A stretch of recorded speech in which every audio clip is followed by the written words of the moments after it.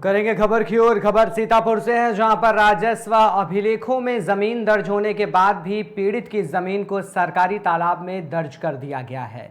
पीड़ित अधिकारियों के लगातार चक्कर लगाते लगाते न्याय की गुहार लगा रहा है। जहां योगी सरकार भूमाफियाओं को लेकर सख्त निर्देश जारी कर रही है, वहीं सीतापुर जनपद के मिश्रिक तहसील का कुछ अलग ही अंदाज नजर आ रहा है। 10 साल पहले खरीदी गई जमीन, जिसका राजस्व में लिखा पढ़ी के साथ भुगतान भी किया गया है, उसके बावजूद भी तहसील प्रशासन के अधिकारियों के द्वारा दबंगों की मिलीभगत से पीड़ित की जमीन को सरकारी तालाब में दर्ज कर दिया गया। अब सवाल ये उठता है कि जब सरकारी दस्तावेजों में तालाब दर्ज कर दिया गया है, उसके बावजूद तहसील प्रशासन के कर्मचारी दबंग से मिलकर तालाब की जमीन पर भी निर्माण करवा रहे हैं। उत्तर प्रदेश के सीतापुर जिले में एक व्यक्ति ऐसा भी है जो घर से अपने निकलता है और अपनी जमीन देखने के लिए, लेकिन उसको जब वहां पर पहुंचता है तो जमीन पर कब्जा हो जाता है। 10 साल पहले खरीदी गई जमीन जो यहाँ पर सरकारी तालाब में जो है दर्ज कर दी गई, और लगातार हर जगह पर जो है शिकायत करने के बाद भी जो है अधिकारियों ने नहीं संज्ञान लिया। पीड़ित जो है लगातार तहसील से लगाकर थाने हो या जो है मंडल आयुक्त हो या मुख्यमंत्री आवास हो, कहीं भी ऐसा कोई जगह नहीं बची जहां पर उसने चक्कर नहीं लगाया। ये हम इनसे ही बात करते हैं कि आखिर क्या है पूरा मामला। ये बताइए कि लगातार आज जो है तहसील से लगाकर आप मुख्यमंत्री आवास तक के जो है जिलाधिकारी तक गए, क्या मामला है पूरा? मामला ये है, ये जमीन खरीदी गई थी 2014 में। 2021 में भूमाफियाओं की मिलीभगत करके से मिलजुल करके एसडीएम साहब ने इसको कर दिया है तालाब में दर्ज। उसके बाद हम बोर्ड गए, कमिश्नरी गए, कमिश्नरी स्टे हमारा चल रहा है बोर्ड से। उसके बाद सर उस स्टे होने के बावजूद भी कब्जा किया जा रहा है। वही भूमाफिया जो हमारे खिलाफ कर रहे हैं, उनका एक गैंग है, वही गैंग सक्रिय है तहसील में, पूरी तहसील पे हावी है। कोई भी उनकी इजाजत के बिना काम नहीं होता, कोई आर्डर पारित नहीं कर सकते।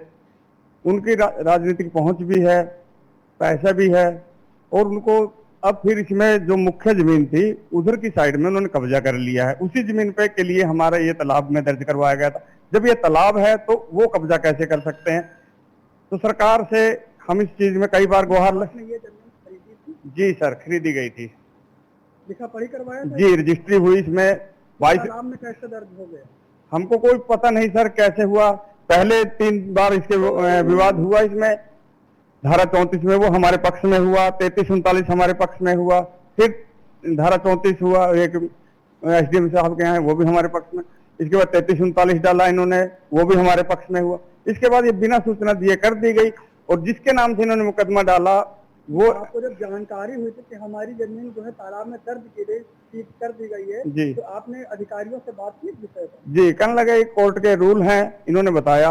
वो रूल हम वकील साहब से मिले, वहाँ वकील करके तो कमिश्नरी में इसको दायर किया, वहां से भी यही रहा। उसके बाद फिर बोर्ड गए, बोर्ड से हमें रिलीफ मिली, वहां से हमें स्थगन आदेश प्राप्त किया। इसके बीच में हमने हाईकोर्ट गए, हाईकोर्ट से हमें स्टे ऑर्डर दिया गया। उसके बावजूद भी नहीं रोक रहे हैं लोग।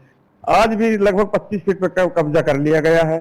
आप ऐसा है, आप देख भी चुके हैं, आज कल आए भी थे आप, कल पैमाइश चल रही थी, उस समय भी आधा काम करते हैं। जिस समय उसके पास भूमाफिया के उसके पास पहुंचते हैं, तुरंत वहां से बैक होते हैं।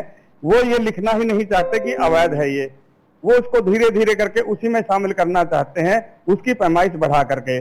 वहाँ पर अभी कुछ समय पहले वहाँ पर जो निर्माण कार्य चल रहा था, इस विषय पर आपने जो है अधिकारियों से बात की? जी सर, उसमें सर रोक लगाई गई थी टेम्परेरी, कुछ समय के लिए। उसके बाद अब फिर रात में निर्माण कर लेते हैं। पहले ही उसका पड़ोस में मकान बना है, उसी में सरिया बना करके सर पिलर वगैरह खरीद कर दिए गए हैं, उसमें सब बिल्डिंग बन जाएगी उसमें धीरे धीरे। और तालाब, जब ये तालाब है हम नहीं बना सकते, वो पता नहीं कैसे बना लेते, कहाँ से सांठ-गांठ करता हमें नहीं पता।